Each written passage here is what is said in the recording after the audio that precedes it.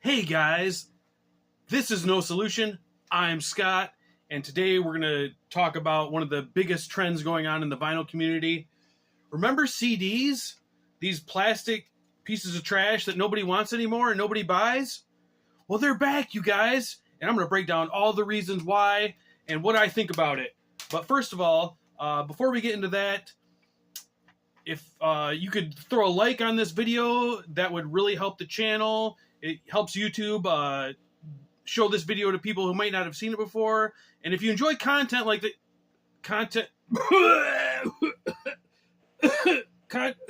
content like this, please give a subscribe, hit that bell notification so you'll never miss another video from me. All right, so that was my short impression of all the big vinyl channels that I've seen lately, who are all doing videos like the CD is back, the CD is back. It didn't go anywhere, you guys. Everybody got all excited about vinyl and threw the CDs away. Now that vinyl is creeping up to $50 a record, people are coming back, I guess. But I don't know. I just started watching all of these bigger vinyl channels that were recommended to me. I'm not subscribed to, and it was just a constant barrage of the CD's back, and I just thought it was kind of a funny little trend that everybody's jumping on. Must get views, must work. So, yes, I will not ever be doing that again. I pride myself on never asking for subscriptions or likes, and that was just a parody. So let's move on from that. So I've kind of been in I titled in the thumbnail I put ennui, meaning like listless and uninterested. That's kind of how I've been with as far as topics for videos. Nothing really that stood out that I really wanted to talk about. So I thought, hey, I'll go back to my series Blind by Blasphemies that I did quite a bit when I started and is kind of fallen off. Just listen to some new stuff and see what grabs me. It kind of has a happy ending, but it took a while to get there. So I listened to 5 blind buys, and I'll mention this comp quick.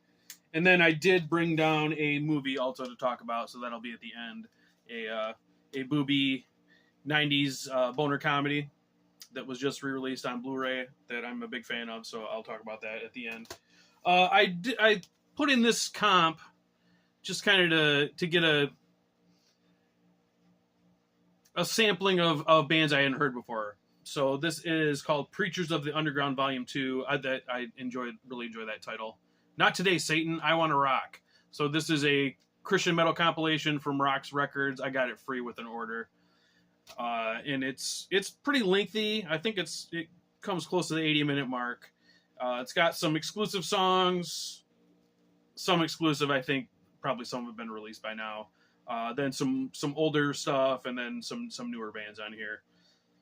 So I listened to this thinking, that'll be something to talk about, but really, continue with the ennui theme.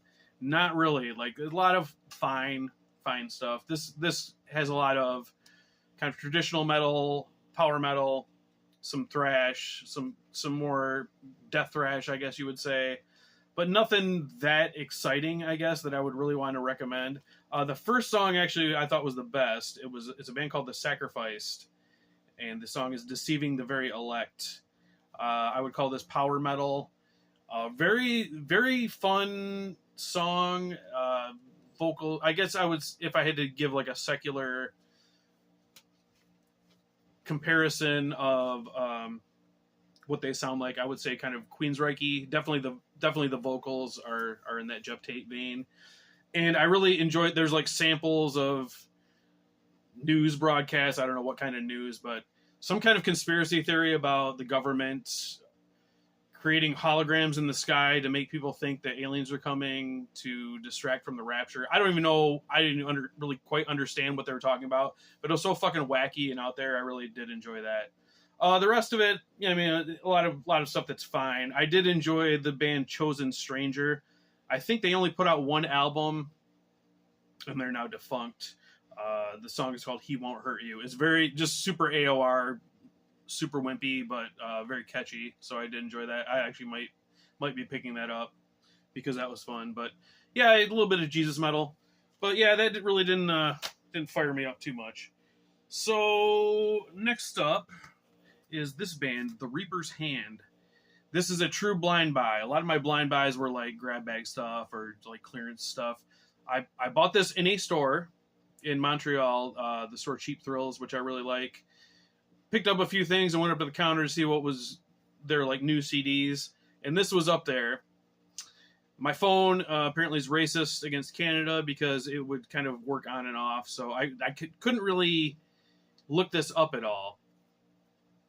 I asked the guy at the counter about it. He goes, I don't know. He said they're nice guys. They dropped off some CDs like on consignment to sell, so he gave me like his cost price for it, just to kind of get them some publicity. So this is their debut EP. It's called The Death Stench.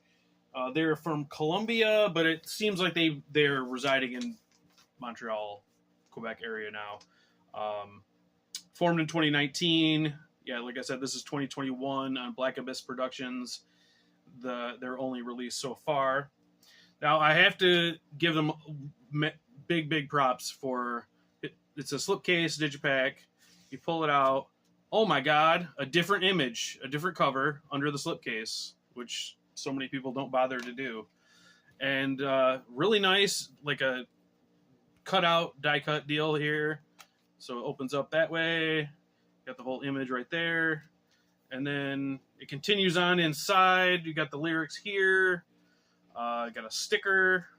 And then a little slipcase for the CD. Image back there. I was when I opened this up, I was super impressed. I was like, wow. It's a lot of attention to detail with the packaging, which I really appreciate. Like, if you're going out of your way to buy physical media, like, make it worth it. You know what I mean? Unfortunately, that's kind of where the praise ends on this. This is like I said, it's an EP. It's 4 tracks, but hold your horses. So the first track is a intro. The final track is a cover. So really, we got 2 songs on here, 2 original songs, and this is like kind of melodic death metal with more of a blackened approach to the vocals. I guess a lazy comparison would be Dissection, but let's not get too excited. It's not Dissection. The production is super flat. There's no real attack to it or bite to it. The first original song, Treason, has like a moody end section, which I thought was kind of interesting. But beyond that, I wasn't too impressed with this. The cover is Until the End by Hypocrisy, one of my favorite bands, so I was excited for that. And it's a unique cover choice, not an obvious one. It's a very slow and moody song. It's a decent cover, but they use like choirs and clean vocals in the chorus that I don't think are very good. Kind of a questionable choice on that. So yeah, just based on their effort level, I will definitely, they're on my radar now. But as for this, I can't really recommend it. So yeah, we'll move on to the next one here. This band is called Complete Failure. Big old hype sticker on there. Sorry. It's not too exciting of a cover, so who cares? It is called The Art Gospel of Aggravated Assault. This is a band from Pittsburgh. Formed in 2006 and disbanded in 2018. This is their third full length in 2012. It's on Season of Mist. Yeah, this must have been like $1 Season of Mist CD. I can't imagine why else I would have bought this, but it's grindcore, 20-minute record, about 10 tracks, I think, 20 minutes. Very fast, very aggressive. Based on just the tone of it is probably very political. I didn't delve into the lyrics. I didn't really care that much. This one isn't fair because I'm not really a person to judge this. I'm not a huge grindcore fan. I like Nasm, but like, who doesn't? You know what I mean? Good musicianship.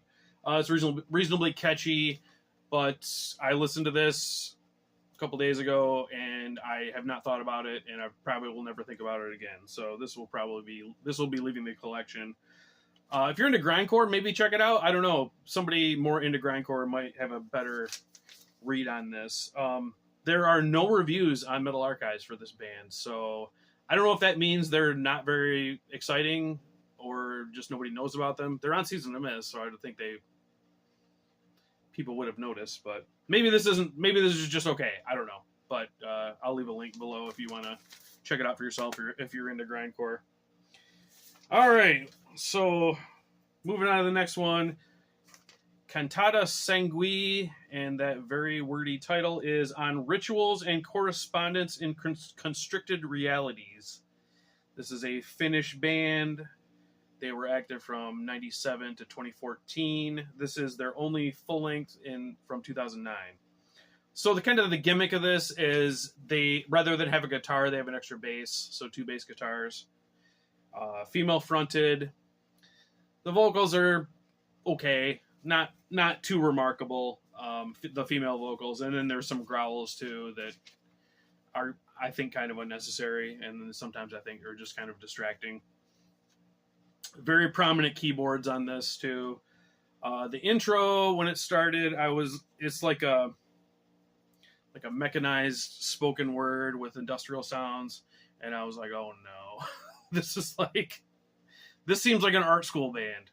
But then as we get out of the intro, it settles in. It's pretty accessible goth electronic metal.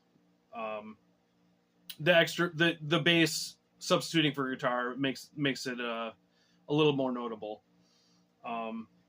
Extra points for sax and trumpets. As is known, I'm a big proponent of sax and metal on the song.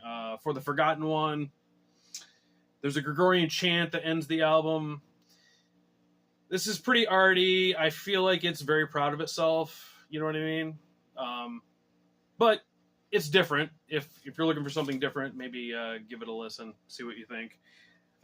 But so far, my delving into the blind buys was not really yielding much excitement for me. Next one is Catholicon. This is Treaties on the Abyss, 2007 on Negativity Records. This is their 3rd full length. They were active from 94 to 2009. They're from Baton Rouge, Louisiana. A blackened death metal band, but a little more focused on the black metal, especially in the vocal department. The vocals are very high, a lot of high-pitched shrieking. But then they add in like some pig squeals, like that you would associate with like slam death metal, which was kind of strange. It's certainly blasting and savage and aggressive, but it is drenched in keyboards. Like at certain points, the keyboards just kind of drowned everything else out, which I think really took away from the aggressiveness and extremity of the recording. There are good moments, I think, when they slow down, but most of it just seems kind of like a blur, and there isn't a lot of interest to pick out beyond just being aggressive. They don't like the Jesus. That's the main thing you have to take away from their lyrics. This one made me think of if you see a band live, you're having a good time, like an opening band you've never heard, right? And then you're like, oh, those guys are cool. I'm going to go buy their CD and support them. And then you get home and you put the CD on and you're like, what did I like so much about this band? And then it sits on your shelf and collects dust until you're in a grave. So, again, can't really recommend that too highly. So, yeah, batting average not great. But then, thankfully, this came and saved it. This is Carriage with the album Visions. This is their only full length. They have been active since 2015, and they are from Virginia. This came out in 2018 on Stormspell. They haven't done anything since. They're still listed as active, but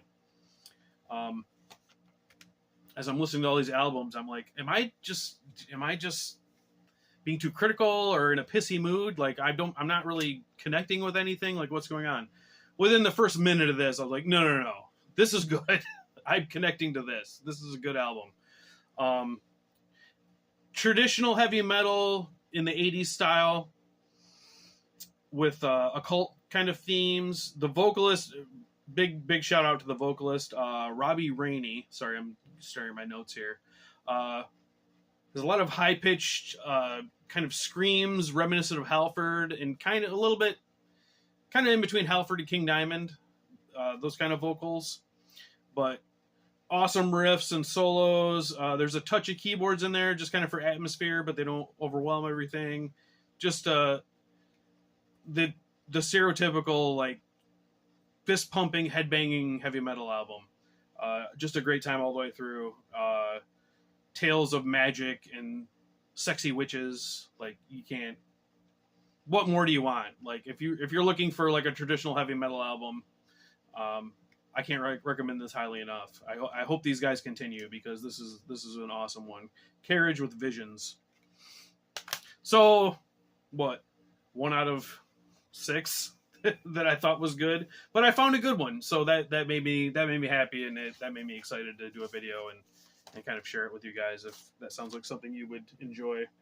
Okay, that's enough. That's all for the music. Now I'm going to talk about a classic duo of films that have finally been made available for the new generation. Maybe 90s kids will remember this. The Bikini Carwash Company. This was just released by MVD Rewind. It's Bikini Carwash Company 1 and 2. As you'll see, it says cleverly the bubble feature. So these are, oh yeah, there's classic slipcase. This is the same image, but yeah, these are, it's exactly what you think it is. The first movie, there's a car wash, and they need to drum up business to raise money for somebody's medical bills, and they decide to use bikini girls to wash the cars, and business goes crazy, and they make tons of money. A tale as old as time, right? We've all seen 1,000 movies like that. But this movie, by the way, points for having the girls on the cover actually be in the movie, because that was a classic bait and switch with these kind of movies. They'd hire some hot models to shoot the box cover, and then let's just say the girls inside would not measure up. But these movies have been unavailable for a very long time. There was a shitty DVD of, I think, each of these movies that was going for tons of money. But it's finally been re-released, and if you're looking for a movie like this, I think this is like the gold standard.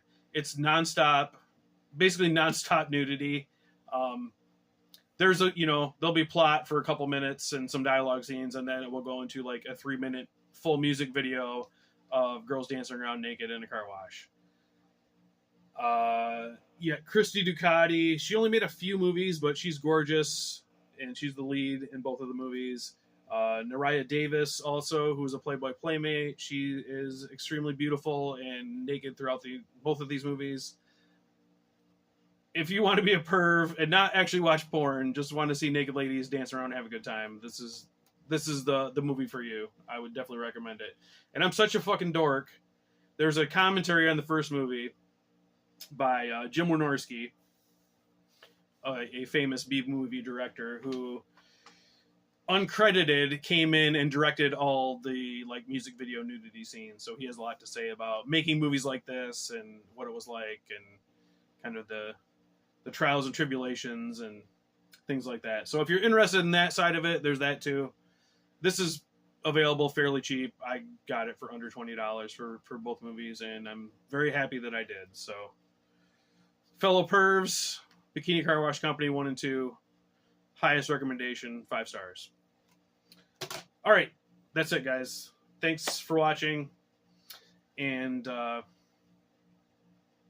still haven't come up with a sign off. So I'll just say again, fuck Booker T. Later, guys.